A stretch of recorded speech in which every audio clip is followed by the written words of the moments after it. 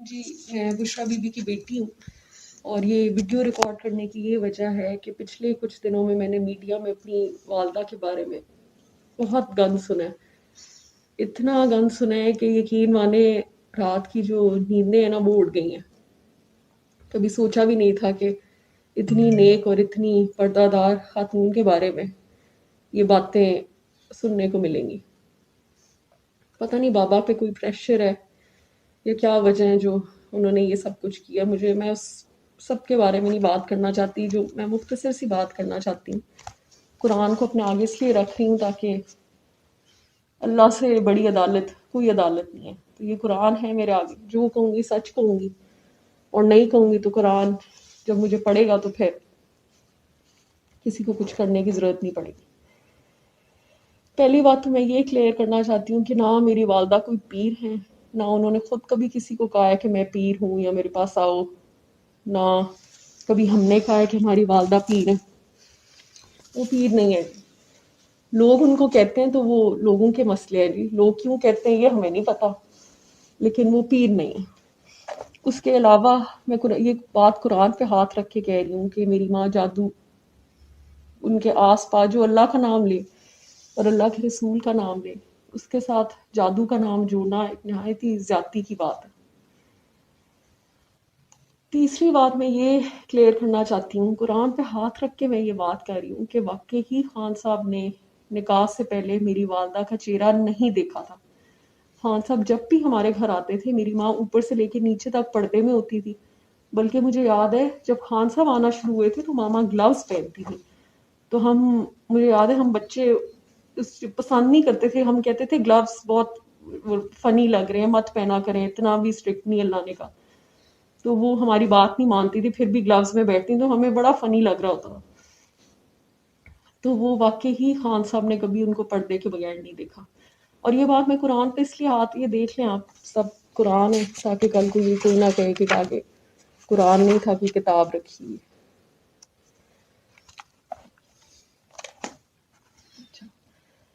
तो वाकई ही खान साहब ने उनको कभी पर्दे के बगैर नहीं देखा। दूसरी बात, अभी मैं रिसेंटली एक वीडियो देख रही थी जिसमें मेरे चचाओं ने कहा है कि मेरे वालिद साहब जो थे उनके स्पेल में थे। शुक्र है ये तो मान के हैं कि जॉइंट फैमिली थी और जॉइंट फैमिली में खान साहब उनकी प्रेजेंस में आया करते थे। देखिए ये इनके हैं स्मॉल माइंड्स और डर्टी माइंड्स। ज़रूरी नहीं है कि अगर एक औरत के पास बंदा बैठा हो तो कुछ गलत ही हो रहा होता है। अल्लाह की बस सिर्फ अल्लाह की बातें होती थी, ये मुझे अच्छी तरह याद है। क्योंकि अक्सर खान साहब को लेक्चर्स जब पढ़ते थे तो मामा कहती थी तुम भी बच्चे, हम लोग गुजरते थे तो बच्चों को बिठाती थी, तो हम कहते थे कि हम तो रूटीन में ये बातें सुन रहे हैं, तो हमें मतलब हम मजाक से कहते थे कि हमें बख्श दें, हम ये बातें बहुत सुन चुके हैं, तो अब एक और घट्टा नहीं हमने ये लेक्चर सुनना है। उसके अलावा एक बात मैंने, वो ओन चौधरी जो है वो ये कह रहे थे, उन्होंने बड़े इल्ज़ाम लगाए मेरी वालदा पे। तो उनके बारे में ये कहना चाहूँगी कि अगर चले आपने खान साहब के साथ तो वफादारी नहीं की, हालांकि ताल्लुक आपका सीधा उनसे ही था, मेरी वालदा से तो आपका कोई ताल्लुक नहीं था, तो आप इस चीज़ का लिहाज कर लेते कि आपकी जो बच्चों की माँ है उनको राह हक मेरी माँ ने दिखाई थी। हम सुनते थे जब वो आती थी वालदा के पास, और वो राह हक पे मेरी वालदा की वजह से आई थी। इस चीज़ में कोई झूठ नहीं। तो बस ये मुख्तसर सी बात मैं करना चाहती हूँ। बाकी आगे कुरान है मेरे, अल्लाह की अदालत से बड़ी अदालत कोई नहीं है। यकीन करना है किसी ने करे, नहीं करना तो वो भी फ़र्क नहीं पड़ता, लेकिन जो गलत और झूठ जिना का इल्ज़ाम उन पे लगाया जा रहा है और ये लगाया जा रहा है कि उनके नाजायज़ अफेयर्स थे मेरी वालदा के साथ, तो ये बिल्कुल झूठ है। और मैं अभी भी ये वीडियो रिकॉर्ड जो है मैं अपनी फैमिली के खिलाफ जाके कर रही हूँ। मुझे नहीं पता इस वीडियो के बाद मेरे साथ क्या होता है, लेकिन मेरी माँ ने बड़ा सिंसियरली हमें बड़ा किया है और हमेशा उनके मुंह से अल्लाह रसूल की बात सुनी है। तो जो एक खातून है ही अल्लाह के रास्ते में, मुझे समझ नहीं आती कि लोग उनके उनके दीन को ही पकड़ के मजाक बनाया हुआ है। उन्होंने कभी नहीं कहा कि वो पीर है, ना वो कि वो बहुत नेक है और वो बहुत पीरनी है। ये जो पिंकी पीरनी, जादूगरनी, ये जो सारी चीजें ये मेरे चचा ने मान भी लिया, अब तो एक्सेप्ट कर लिया। जब खान साहब का अरूज का वक्त था उस वक्त तो नहीं इन्होंने ये बातें की आके, तो वो चढ़ते सूरज को लोग सलाम ही करते हैं। तो अब ये लोग बातें कर रहे हैं तो इनको ये पहले बात करनी चाहिए थी। तो बस ये मुख्तसर सी बात है। बाकी अल्लाह ताला सबका इंसाफ करते हैं तो अल्लाह ताला ही करेंगे इंशाल्लाह। थैंक यू जी। السلام علیکم جی، میرا نام میرنا سمانے کا، میں بشرا بی خواہ فری نانیکا کی بڑی بیٹی ہوں۔ میں نے کبھی کوئی ویڈیو نہیں بنائی، میری پہلی ویڈیو آج تک، نہ کبھی کوئی انٹرویو، نہ کوئی کسی جرنلسٹ سے بات کی، نہ کبھی کوئی بیان دیا۔ لیکن یہ ویڈیو بنانے کا صرف میرا یہ مقصد تھا کہ ماما کے بارے میں اتنی گندی گندی باتیں سننے کو مل رہی ہیں، ان پہ اتنے غلط گندے الزام لگائے جا رہے ہیں جو کہ میرے لیے برداشت کرنا بہت مشکل تھا۔ میں نے یہ ویڈیو بنائی تاکہ میں آپ لوگوں کو اصلیت بتا سکوں۔ میرا آگے قرآن پڑھے، جو بھی بات کروں گی سچ کروں گی، اور اگر سچ نہیں کروں گی تو پھر میں اللہ تعالیٰ ہی میرا حساب کتاب کرے گا۔